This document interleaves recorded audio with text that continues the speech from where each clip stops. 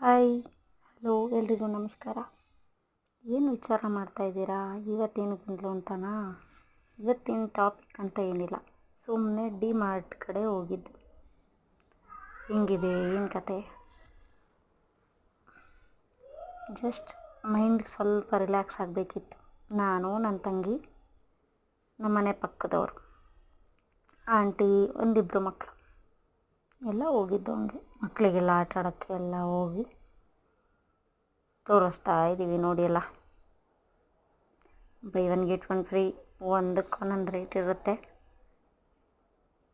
ಕೆಲವೊಂದೊಂದು double rate ಇರುತ್ತೆ, ಕೆಲವೊಂದೊಂದು ಮಾಮೂಲಿ rate ಇರುತ್ತದೆ, ಕೆಲವೊಂದೊಂದು ಕಮ್ಮಿ ಇರುತ್ತವೆ.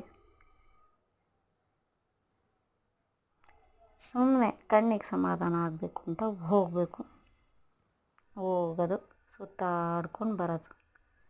ಎಲ್ಲ ಸುತ್ತಾಡಿ ಫೈನಲ್ ಸ್ಯಾಂತಾ ಕ್ಲಾಸ್, ನನ್ನ ತಂಗಿ, ನನ್ನ ಮಕ್ಕಳು, ಕ್ರಿಸ್ಮಸ್ ಟ್ರೀ.